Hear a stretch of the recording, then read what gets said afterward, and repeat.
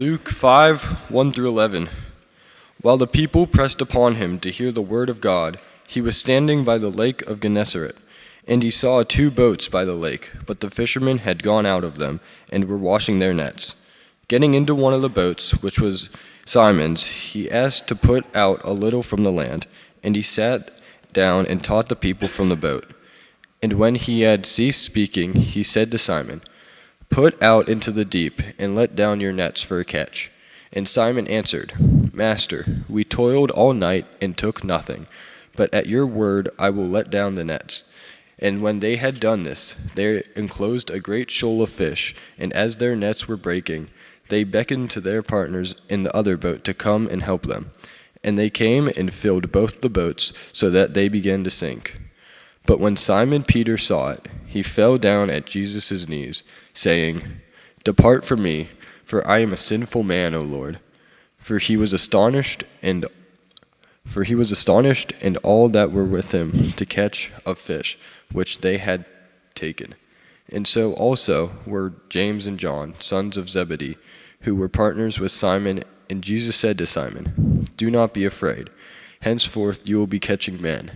And when they had brought their boats to land, they left everything and followed him.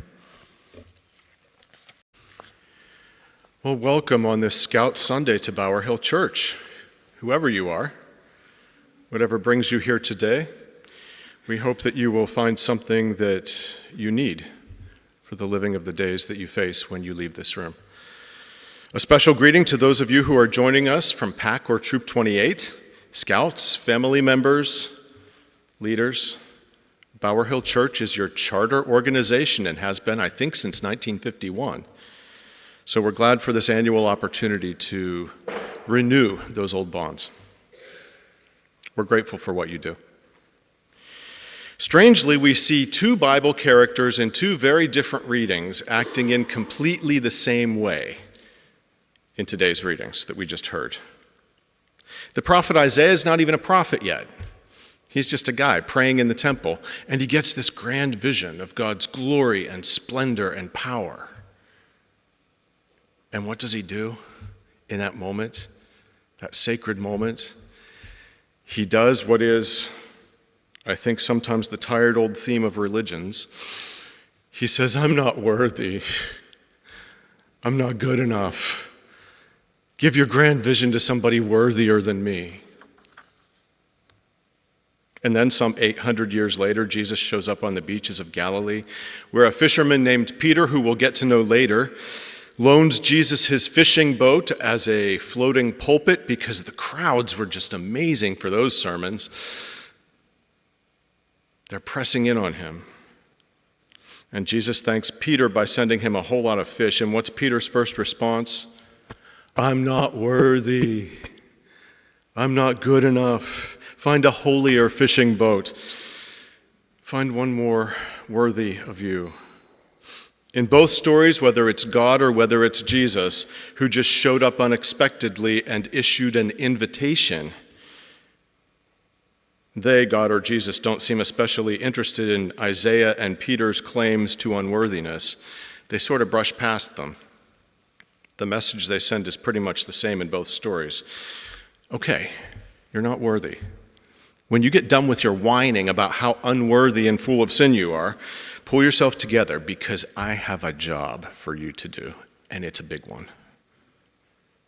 When you're done dwelling on all that's broken about you, pull yourself together, because we got work to do in this world. You, Isaiah, you are going to be the greatest, or at least the most prolific prophet in all of history. And you, Peter, you're going to be the greatest apostle. So stop complaining about how unworthy you think you are, and let's get busy. Where do they come from? These feelings of unworthiness that most of us have, and that most of us take with us every place we go, and we compensate for them in some of the most ridiculous ways. Where do they come from, these feelings of unworthiness? And shouldn't faith be the first thing to help us out of them? Shouldn't faith help us to see the beauty and the potential in circumstances and in people, including ourselves? Why does faith tend to awaken so much self-doubt in us?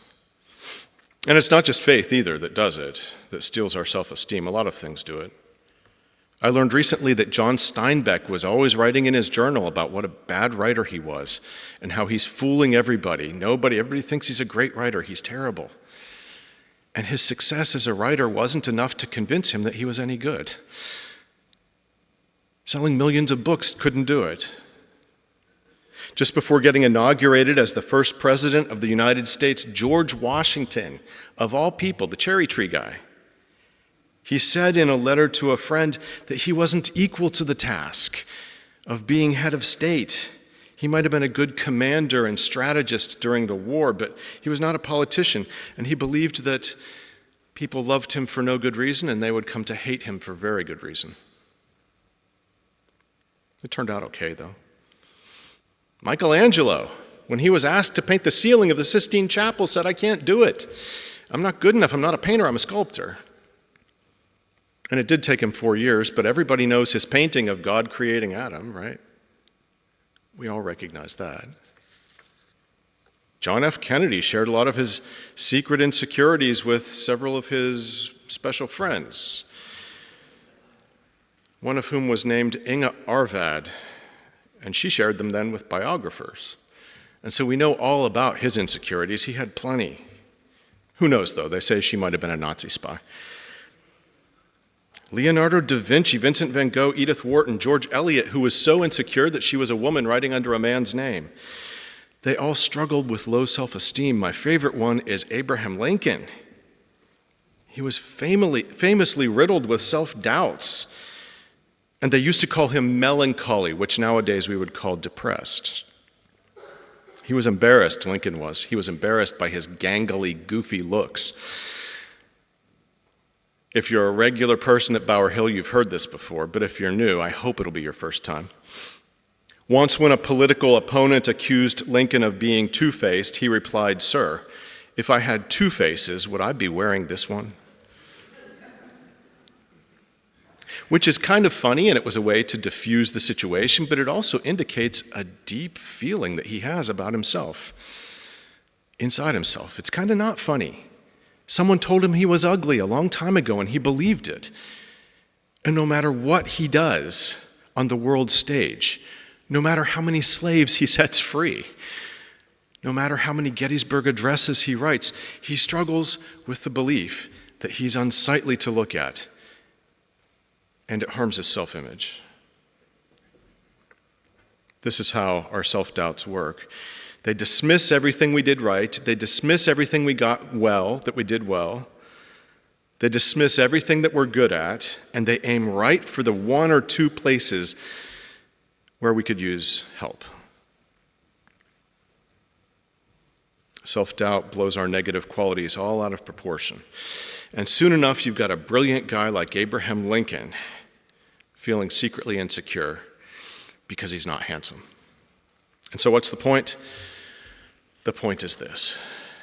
There are certainly people in this world who have never doubted themselves and who have never experienced feelings of unworthiness. My wife and all my in-laws.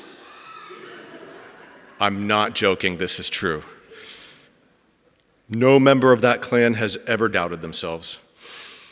And sometimes it's a beautiful thing to see. But most of us are not that way.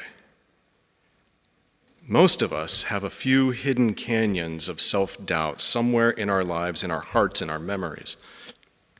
We've tried to fill them with all of our best achievements and accomplishments.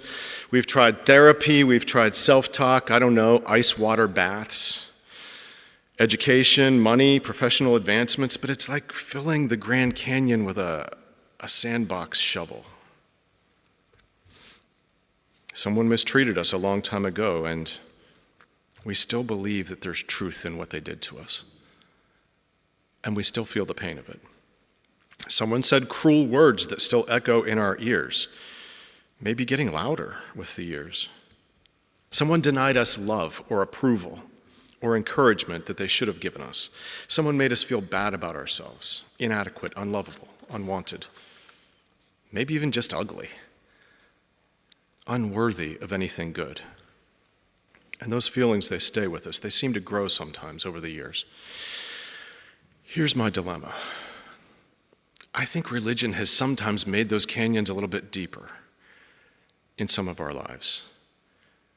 Do you remember those old hymns that sang about what a guilty worm I am? I don't think it helps if faith adds to it.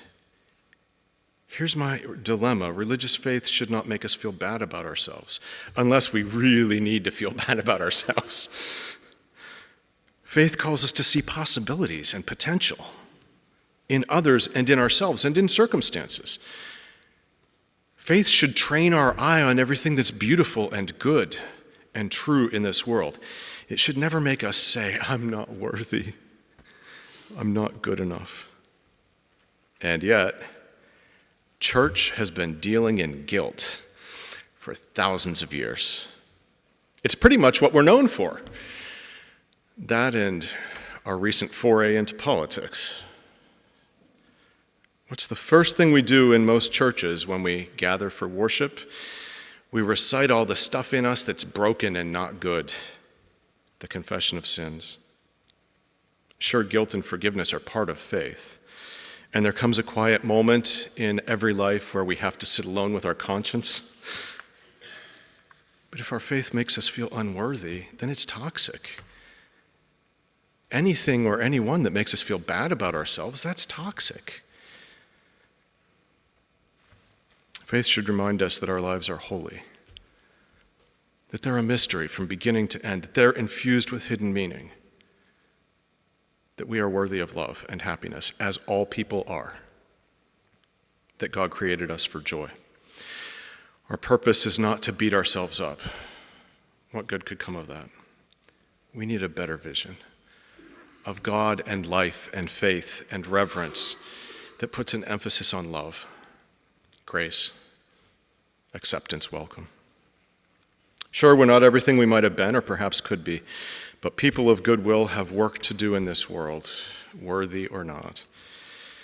When Isaiah and Peter were faced with something miraculous, their first words were, I'm not worthy. In response, it's almost as if God and Jesus in these stories are saying, okay, when you're done with your whining about how unworthy you are, I've got a job for you, so hurry up. I am a whole lot less hung up on your unworthiness than you are. In fact, I chose you, so maybe you actually are worthy. I chose you for this job. Maybe I know what I'm doing. And you too have been chosen. These times are for all of us. You were created to bring your unique self to these crazy, troubled times in which we live. You were created for this day in history, and you dare not shrink from its great need with the lame complaint, I'm not worthy.